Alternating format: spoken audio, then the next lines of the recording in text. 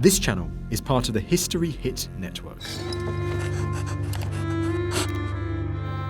On the morning of the 14th of October 1066, the first savage blows were struck in what was to become the most famous battle in British history, the Battle of Hastings.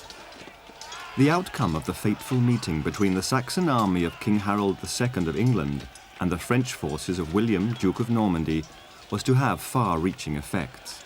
For, as the sun set on the blood-stained slopes of Senlac Hill, William had not only killed a king and destroyed an army, he had sounded the death knell for the Anglo-Saxon way of life.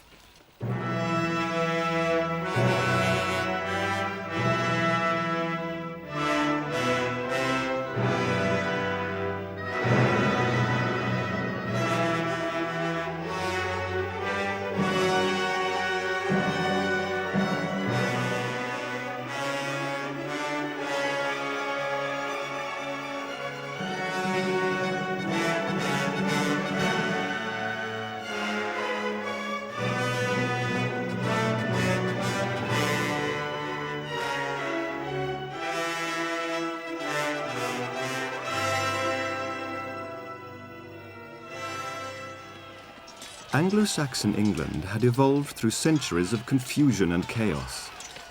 The Romans had abandoned the country to its fate in 410 AD, and thereafter succeeding waves of invaders from northwest Europe settled to blight the land with never-ending wars. Eventually, it was the Anglo-Saxons who rose to dominate, carving the country into great kingdoms ruled by powerful earls. In the 9th century, the Vikings, a fierce seafaring warrior race from Scandinavia, made their first visit, bringing death and havoc with their lightning raids along the coast. It was only their defeat by King Alfred the Great at Edington in 878 that prevented them from making a total conquest of England, although the great king did allow them to keep the land they had captured in Mercia and East Anglia. Sadly, what understanding and harmony existed during Alfred's reign soon disappeared after his death, and before long, the fighting started afresh.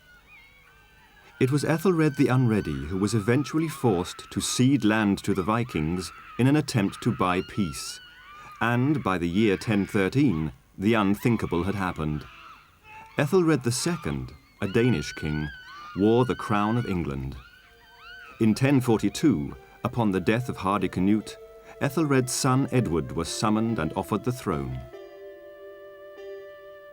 King Edward, known as the Confessor, was 38 when he became king, having spent 27 years of his life in exile. Most of this time was spent at the court of the Duke of Normandy, for Edward's mother Emma was eldest daughter of Richard I, Duke of Normandy.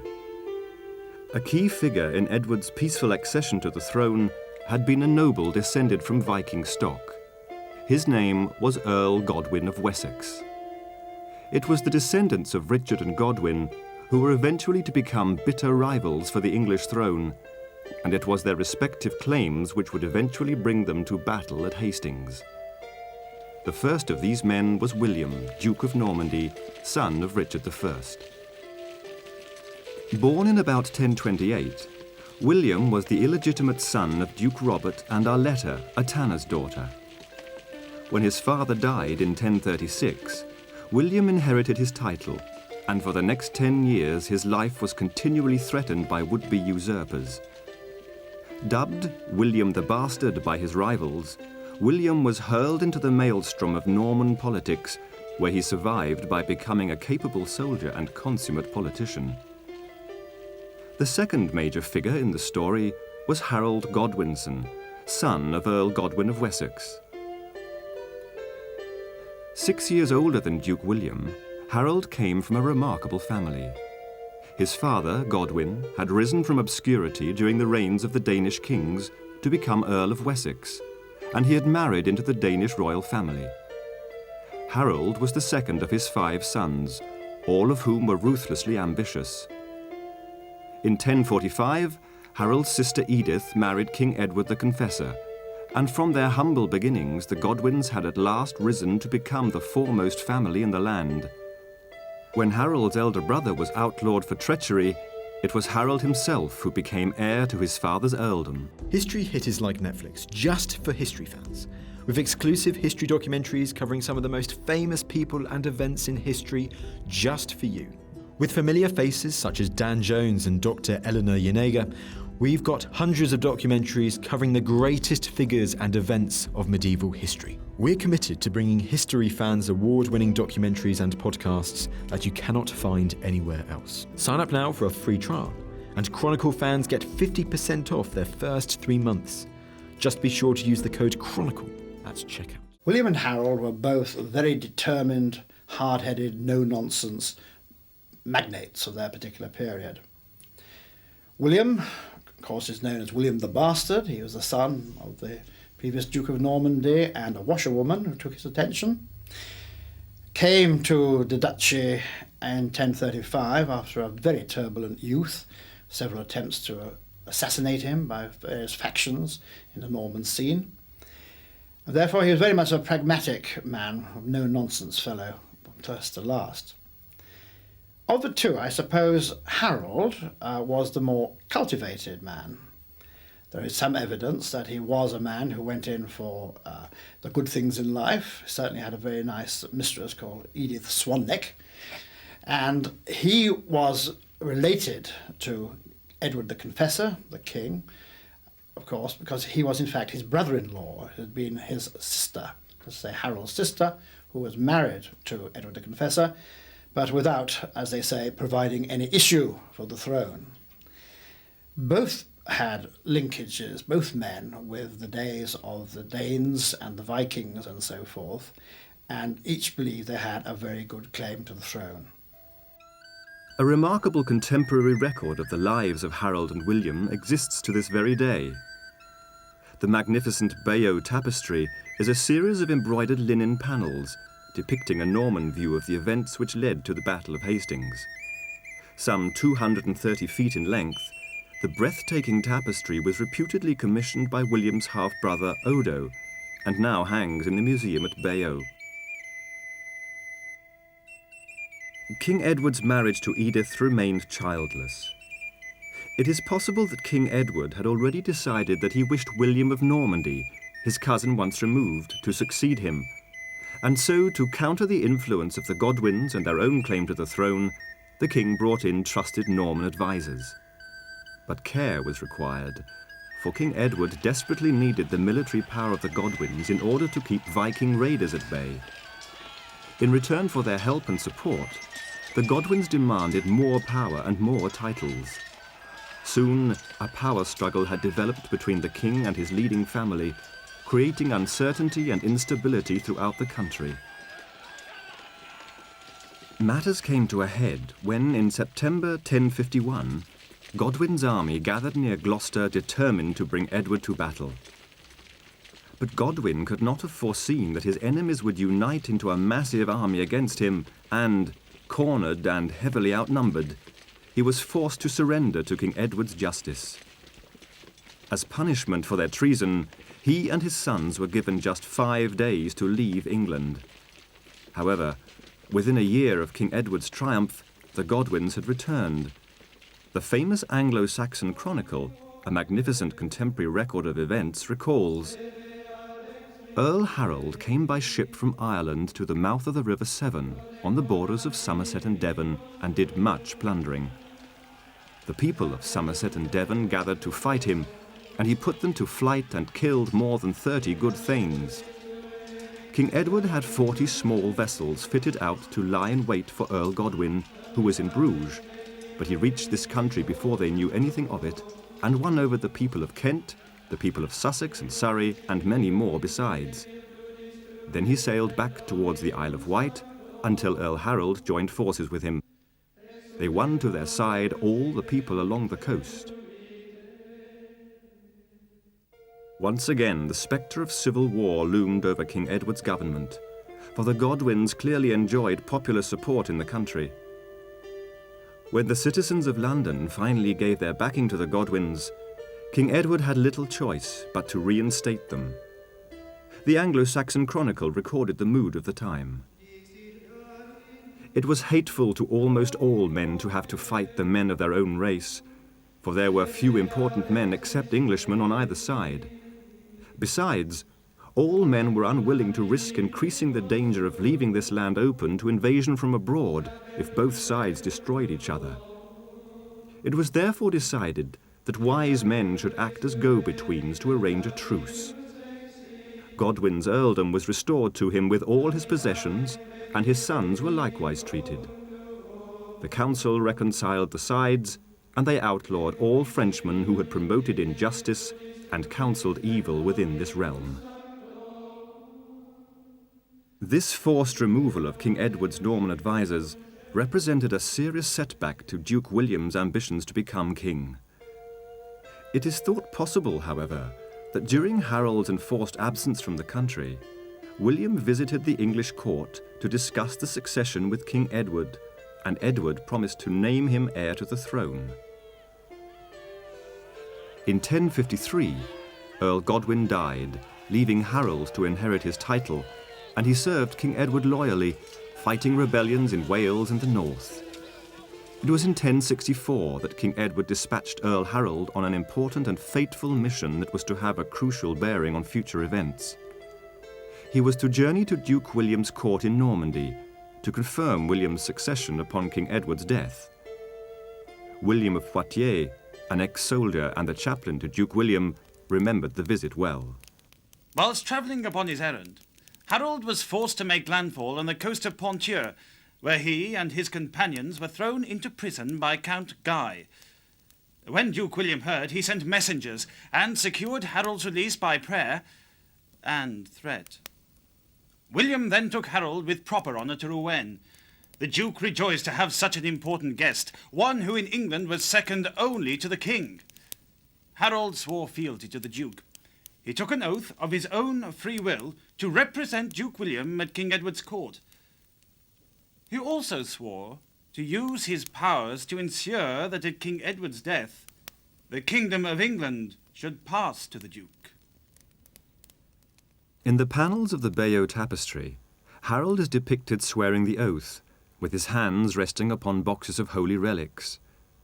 It should not be forgotten that in an age when superstition was still inextricably linked with Christianity, an oath was regarded as a bond, and to break it was to invite divine retribution. Harold returned to England, and as far as the Normans were concerned, he was now the Duke's vassal.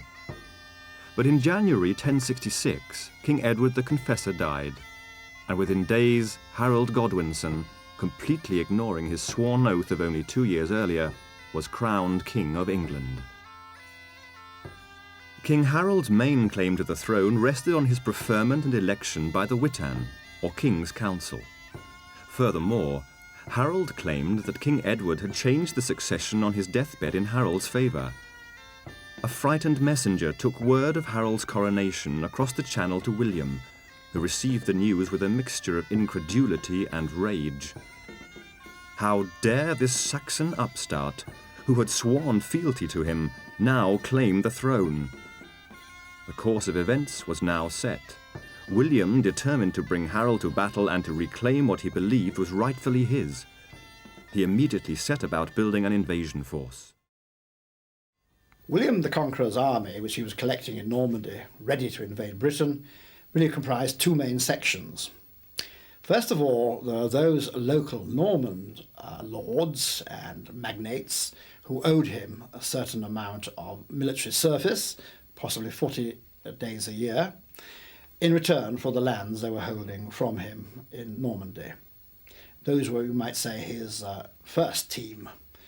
But because he was not underestimating, was William, the problem of fighting Harold, he also applied for and received a great many mercenary applications from other knights and so forth who were at a loose end and literally came along for the loot, if you might say. Not particularly on the side of William, but he was paying them and he said there might well be rewards in Britain for them. So you have a lot of Bretons, you have other kinds of French knights as well, a few Germans even, who were in this very kind of polyglot army, although the basis of it was, of course, Normans, as you might suppose. Now, there are three sorts of soldiers it comprises. First of all, the knights, which we all think of from the Bayard Tapestry, with their kite-shaped shields, their chainmail hauberks, and their lances. They were possibly about a couple of thousand of those. Then there were the foot soldiers and the archers, maybe 7,500 or so between them. When we say archers, we are talking about the short bow, of course, not the long bow of later generations. This was a far less devastating weapon, but a useful fire instrument to have at your disposal. The men-at-arms were equipped much the same as the knights, but fought only on foot. Over in England, it was a different situation from that in Normandy. Whereas the Normans now used their horses to fight on, as well as to move them to the battlefield, over the Channel in England, we had the last of the Danish traditional type army organisations. Horses were very much used, yes, certainly, for the king and his thanes and his huscarls, but they were used only for mobility. They always dismounted to fight, as had done the Vikings and the Danes in the previous centuries. They had, of course, as by way of a separate weapon from what the Normans had, the feared battle axe. The great battle axes or the shield wall would be indeed a daunting thing to face at any time, whether on horseback or not. So the two armies which are going to meet at Hastings really represented two distinct types of military organisation. William, the mounted knight, with his great charges up the hill at Senlac and so forth, he represented the future. The great age of the knight in armour was about to begin and would last for the next 250 years or so. On the other hand, Harold's army represented the last of the old Danish, Norse-type armies, which always fought on foot, using their horses to get them to the battlefield, but then dismounting to form the famous shield wall, and then fight it out with their battle axes. All over Normandy, a flurry of frenetic activity now began. Great ships were constructed, provisions were gathered in, and weapons were forged and stockpiled. Ever the politician, William also secured the blessing of Pope Alexander, who was keen to enforce papal control on the erring English church. Now, with the Pope on his side, William's invasion could justifiably be described as a crusade, and soldiers flocked to his banners. Meanwhile, in England, the new king realized that challenges to his crown were inevitable, and so set about forging new alliances which he hoped would be useful to him. By marrying Aldith, the sister of Edwin, ruler of Mercia, he believed he could secure the support of the north, which had hitherto wavered in its loyalty. The south of the country presented fewer problems. Their loyalty to Harold had never been in doubt. However, when trouble came, it arrived not in the shape of William, Duke of Normandy, but from Harold's own brother, Tostig.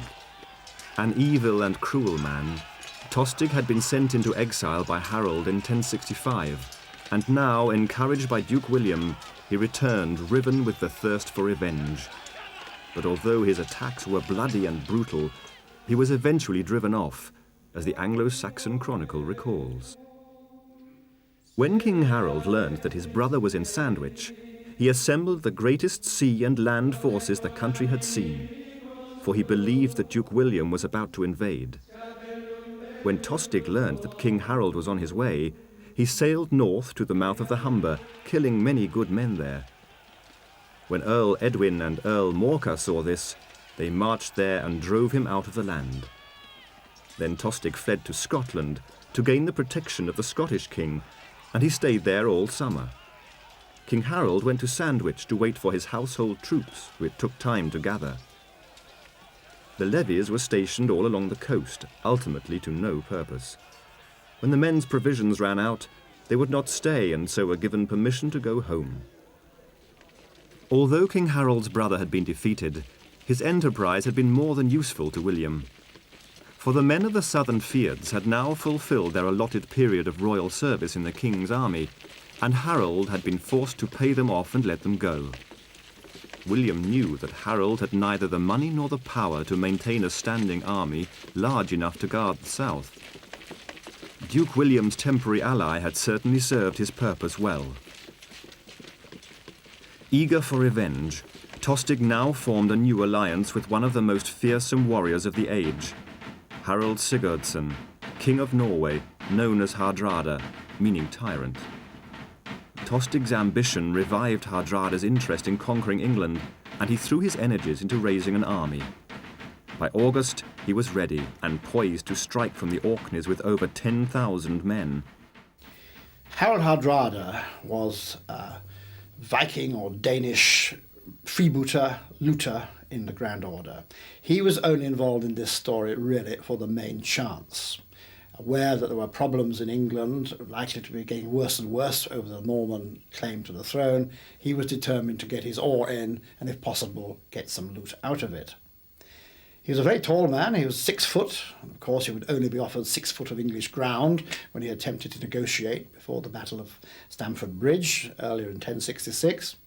But he was a personification, again, of the kind of ruler king, looter king of the previous centuries, who had come over with several hundred longships crammed with warriors from Norway, or what we now call Denmark, really looking for loot rather than for ground.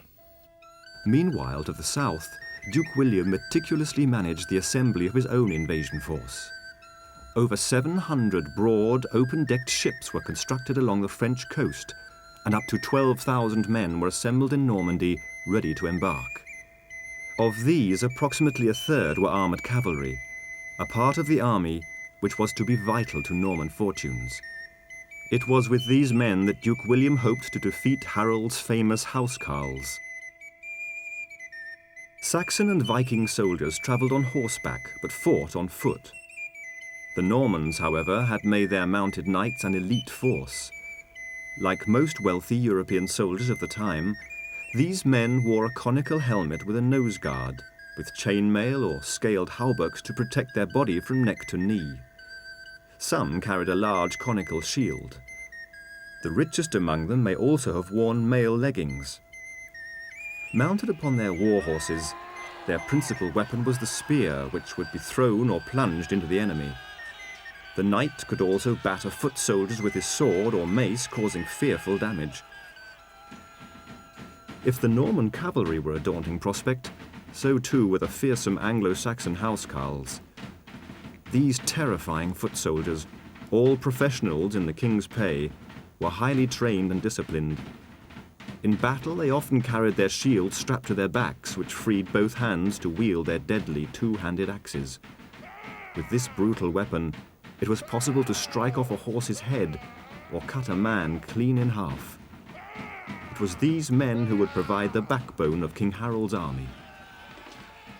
Most soldiers in the Saxon army wore quilted war shirts with some ring or plate reinforcements instead of hauberks. Swords and clubs replaced great axes, and smaller circular shields were used instead of expensive conical ones. The degree of experience among these ordinary men varied enormously, and, as the largest part of the army, their discipline in the coming battle would be critical. However, Duke William's invasion plans were about to suffer an unlucky setback, as William of Poitiers recalled. The whole fleet, carefully equipped, waited for a long while in the mouth of the River Dees for a south wind. Suddenly it was caught in a west wind and blown towards St. Valery. The prince remained undaunted by the setback, the contrary winds, the loss of ships, and the flight of many who deserted his cause. In his adversity, he prudently hid the loss of his supplies and had those killed in the storms buried secretly. By various exhortations, he put courage and confidence into his dispirited men. Also, he made pious supplications to our Redeemer for a favourable wind. This storm disrupted William's plans for 2 weeks. That he was able to keep together his demoralized men and reorganize his fleet clearly shows his leadership skills and indomitable spirit. It is clear from the account of William of Poitiers that the poor weather had cost Duke William time, men, and money. However, the very same winds which were pinning William's fleet in France were filling other sails. For, after a successful rendezvous, the combined fleets of Harald Hardrada and Tostig were striking south. As they passed down the Northumbrian coast, their bloodthirsty raiding parties spread death and destruction. Some local people resisted stubbornly, but were eventually swept aside as Hardrada and Tostig continued to move south. Their target was the fortified city of York, second only in size to London.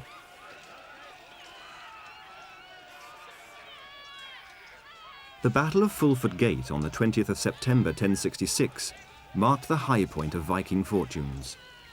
They had utterly crushed Morka and Edwin and had gained the city of York.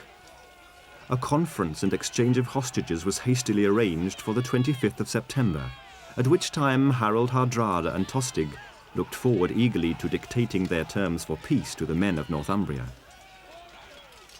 The place chosen for the conference was close to the Viking base at Rickle, and significantly, over a third of the Viking army had remained there to guard their fleet.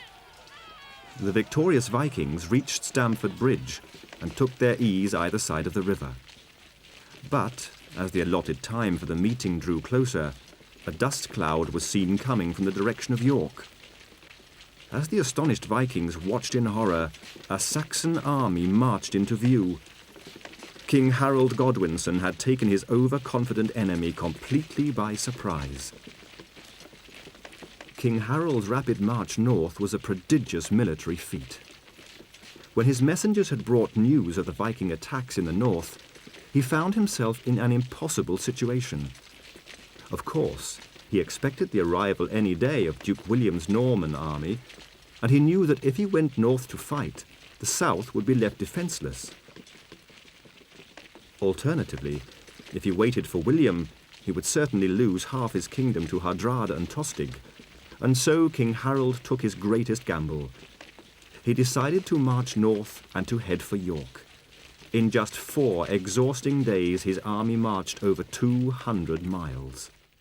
Harold's showing as a soldier earns a great boost from the way he handled the beginning of the campaign of 1066. He was well aware, of course, of the preparations going on in Normandy by way of the ships being built and the rest of it for the invasion by Duke William. But then he suddenly finds himself faced by this secondary attack, not only the raiding of his disillusioned brother Tostig, but now the arrival of Harold Hardrada and an army of possibly 10,000 Norwegians, or Norsemen we should call them probably, in the north of England. Now he couldn't be in 2 places at once, and of course he really only had 1 army. But he very carefully calculated the chances, I think, and very, very nearly got it right for the whole campaign. He'd been waiting along the south coast, and indeed had to disband part of his army because of the problem of feeding them, waiting for William to come.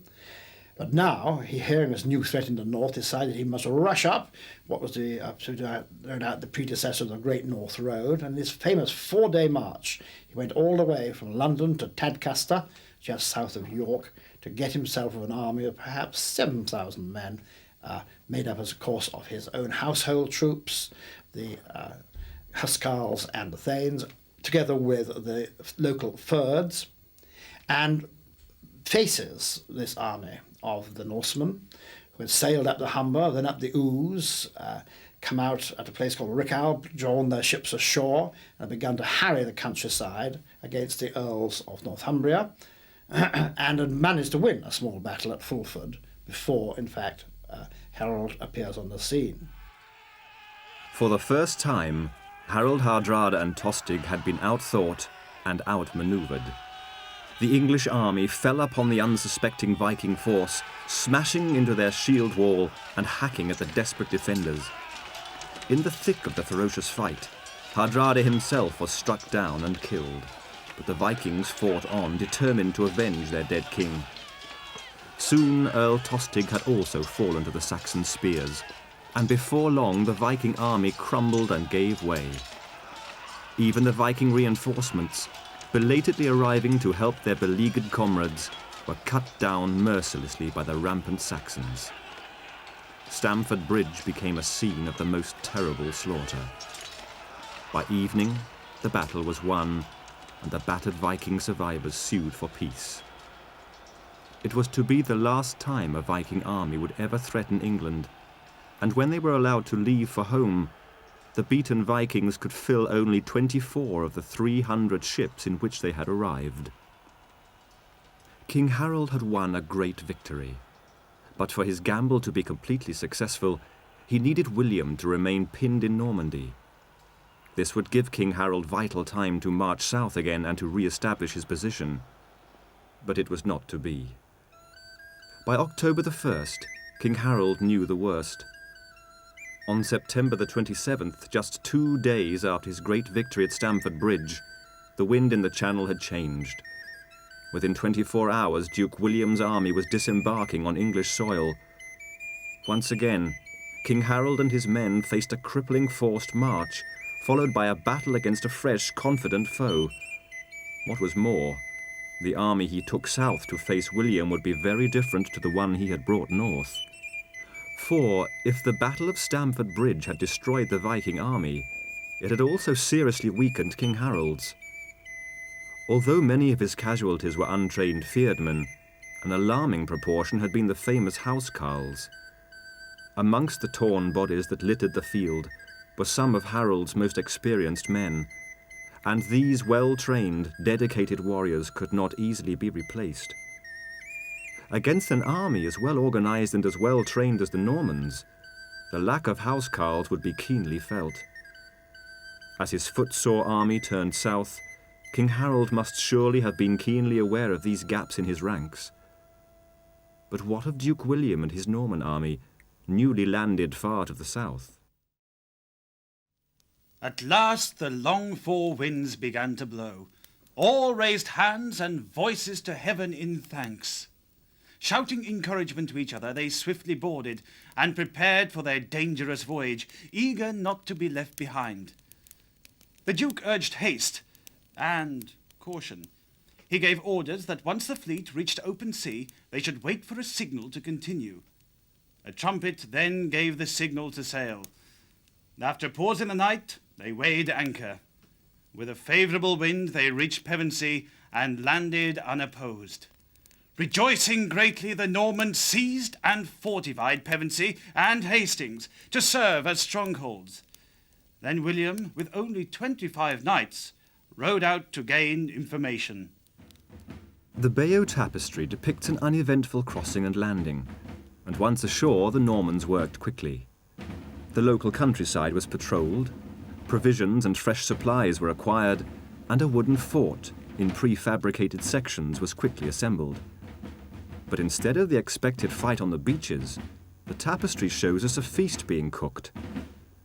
As his men roistered, William planned his next move with his 2 half-brothers, Odo and Robert. It was then that a messenger arrived with news and a warning from Harold. He said, "King Harold has just given battle to his brother and to the King of Norway, reputedly the greatest warrior on earth. He has destroyed them both and their armies in one battle.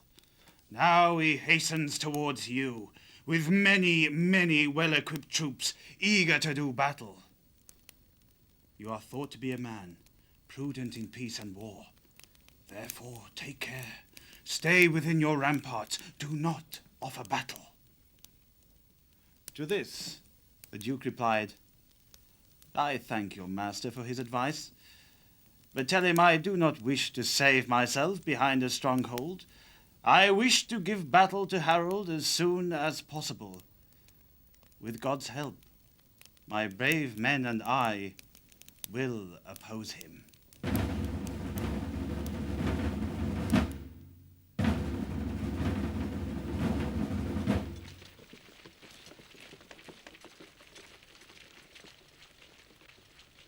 Harold and his bodyguard marched for London, followed by his army, recruiting as they went.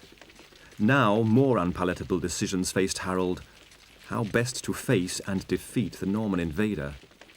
Once again, Harold was faced with the necessity for a rapid redeployment of his available force. There was no question of taking the Fyrd with him. They had to be left. They were basically foot soldiers anyway. But gathering together his Thanes and his Huscarls and the other noblemen, who we must remember had lost quite a lot of key people during the Battle of Stamford Bridge, he rushed them south in another forced march, which again is a great credit to the man's ability, that he was able to work out this kind of military movement and feed it and so forth. And so he arrives in due course opposite the camp of William, Duke of Normandy, near the town of Hastings, to be more precise, near the Sannac Hill. So he chose a position on a low ridge cutting the road from Hastings to London. It was sort of a blasted sort of heath kind of position, not many trees, a few, but mostly open country, and decided to take up a defensive position. His army was organised in three parts. In the centre, under the famous oriflamme, the great banner of Wessex, the Golden Dragon, he had the Huscarl shield wall and the thanes of the household, his elite troops. Many of them, though, not only tired but wounded from their earlier exertions only a few days before up in Yorkshire. On each flank he massed the local fyrds. These were not the fyrds that had fought so successfully up in Yorkshire. These were, of course, the fyrds of Kent and of Sussex and of Surrey, as we would say nowadays anyway, who had much less practical experience of fighting than their further north brethren. In two large bodies then they drew up on each side of the shield wall. And then Harold, in effect, said to William, "Come and get me. You want the kingdom? Here I am. Come and get me." Now, saying that, of course, he was, in effect, handing the initiative over to Duke William. The form the battle would actually take and its successive stages then would be dictated by the Normans rather than by the Anglo-Saxons. And indeed, several of the chroniclers of the time speak of the way the shield wall stood as if rooted into the ground. This was going to be a fine, stalwart fight to the death. But the chances of winning the Battle of Hastings were fairly limited because William could choose the tune and make the Anglo-Saxons dance to it. The speed of Harold's deployment certainly surprised Duke William, for many of his men were still out foraging when they arrived. But William quickly assessed the situation and made his decision. He planned quite simply to engage Harold's army before it could consolidate and destroy it without delay. Duke William mustered his forces in three divisions. The right hand, led by Roger de Montgomery, consisted of French and Flemish mercenaries. On the left stood the men of Brittany, Maine and Anjou, under the Count of Brittany. The centre division, consisting mostly of Normans, was led by Duke William himself. The divisions were deployed in a meadow beneath the unnamed ridge upon which the Saxons had taken position. Each Norman division was drawn up with archers to the front, followed by the infantry and cavalry to the rear. Duke William's battle plan was simple. The archers would attack first, firing their deadly arrows into the Saxon shield wall. Then, the heavy infantry would advance under the archers' protection. They would assault the Saxon defenders and drive into them. Finally, the cavalry would charge, exploiting the advantage gained by the archers and the infantry.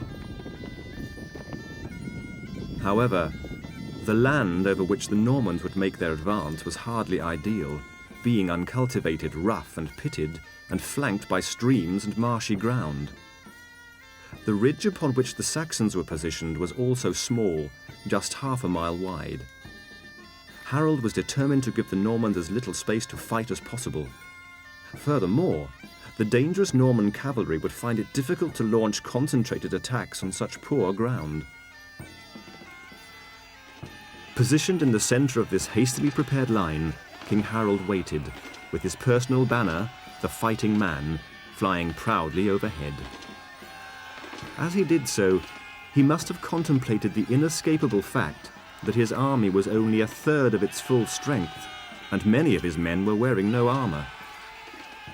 Suddenly, the Norman archers began to cross the muddy valley, and the air crackled with a hiss of arrows. The Battle of Hastings had begun. Surprisingly, the advancing archers achieved little as they emptied their quivers into the well-organised Saxon shield wall. Duke William ordered forward his infantry, urging on his eager men, as in their massed ranks they advanced up the slope towards the Saxons. But nothing could have prepared them for the sheer tenacity and ferocity of the English defence. The English fought back bravely, according to their strength, hurling spears, stones, and axes.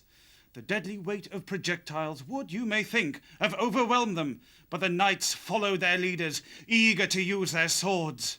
The cries of Norman and barbarian were drowned in the clash of arms and the shouts of the wounded and dying. The battle raged furiously for a long time. The English had the advantages of ground, and staying together in an unassailable body, but most of all from the way in which their weapons struck home.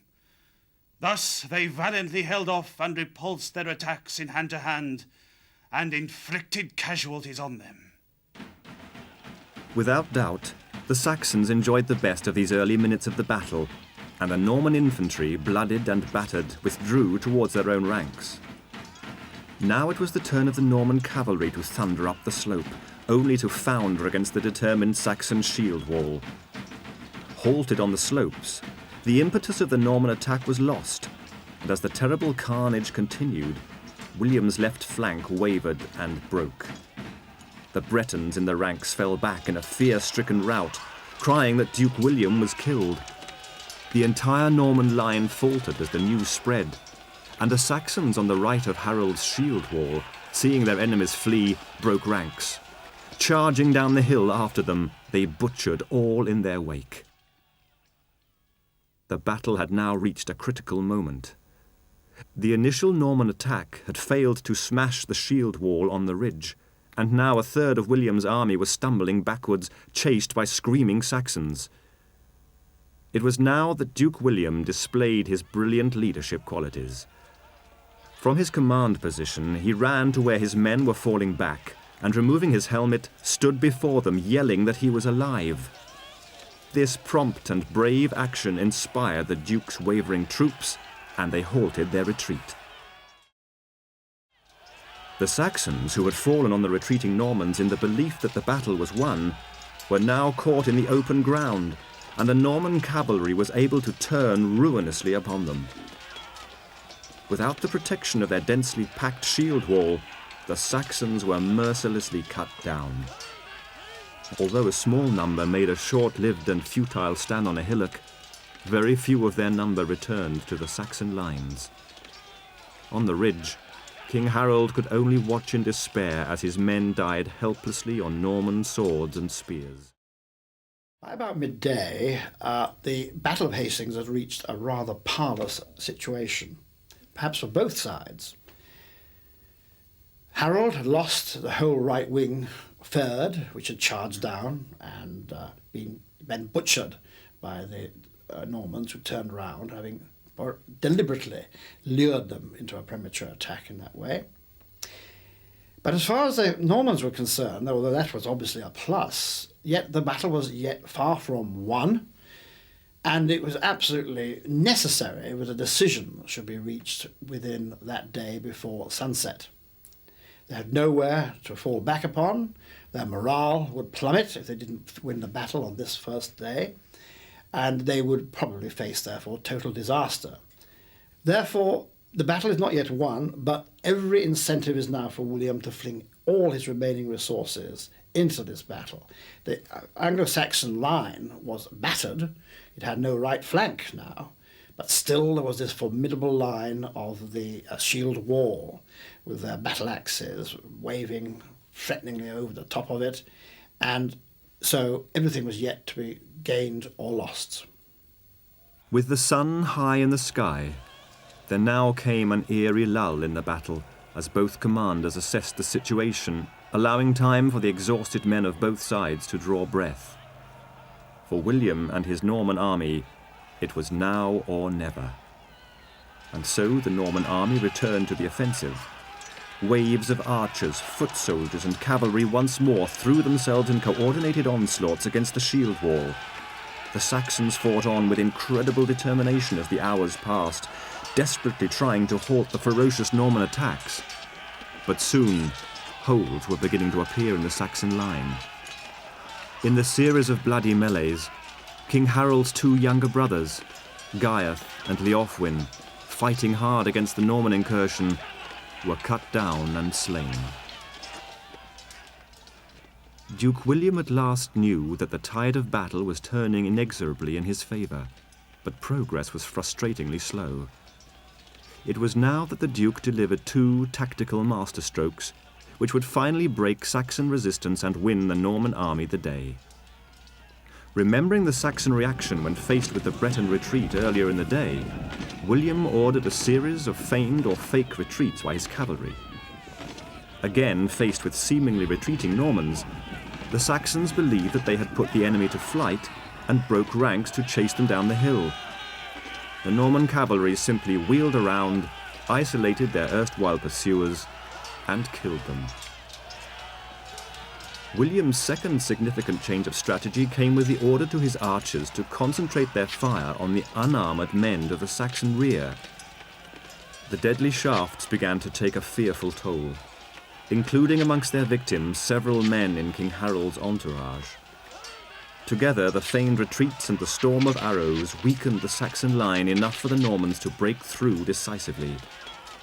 It was now that a final crushing blow was dealt to Saxon morale. King Harold himself was struck down and killed.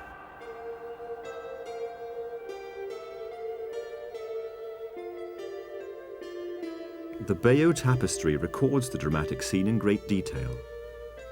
A figure is seen in profile being killed by an arrow in the eye, with a second figure being felled by a charging knight.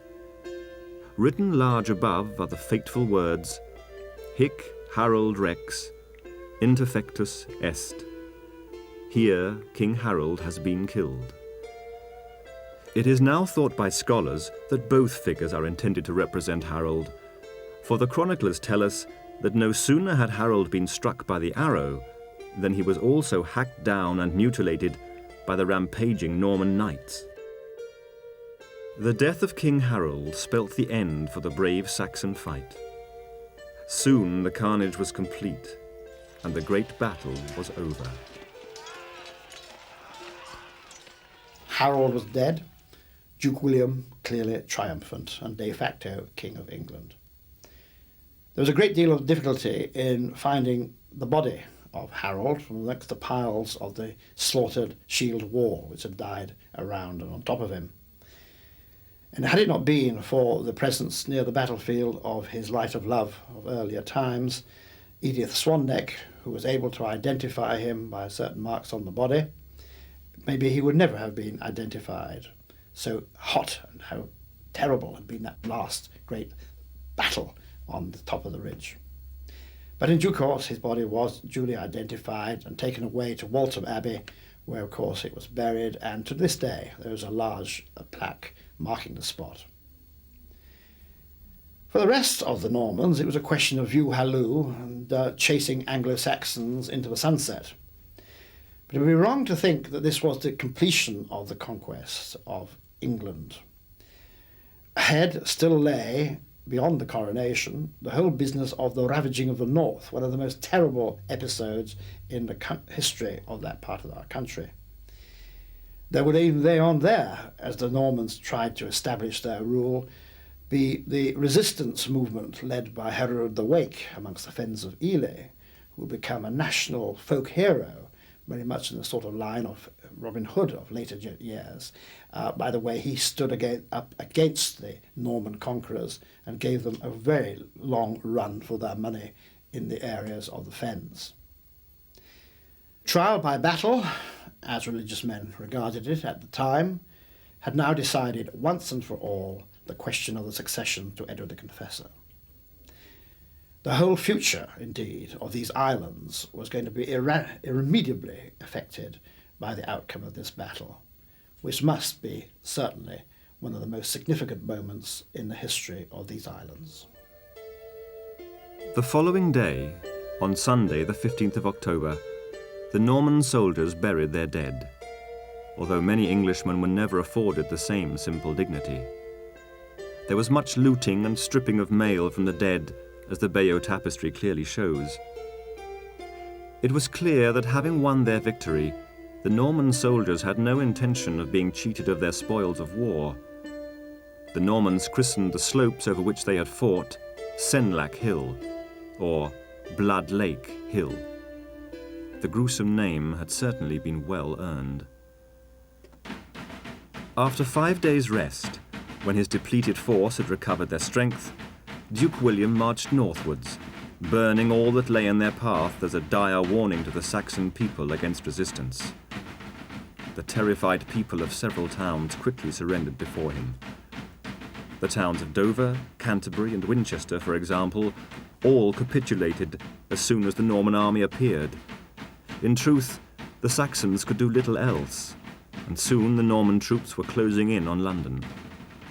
In the end, there could be only one outcome, as William of Poitiers recalled. He who was to become their leader advanced fearlessly and established himself not far from London. There the metropolitan bishop Stigand came to him and surrendered and swore fealty. The Duke then continued until he was in sight of London, and the main citizens came to him. They surrendered their city and people into his hand, and gave him such hostages as he required. Furthermore, the bishops and lay people begged him to become their lord and king. William was crowned William I of England at Westminster Abbey on Christmas Day 1066, and was to rule with a ruthless efficiency until the year 1087. During this time, Norman feudalism was imposed on England, and the country was dragged into the continental system of rule by the establishment of church courts and Norman ecclesiastics. William I was the last foreign ruler to win the crown of England through a successful military invasion, and it was during his reign that the foundations of the nation-state we recognize today were laid. That he was able to achieve this depended entirely on the outcome of the most significant battle in British history, at Hastings in 1066.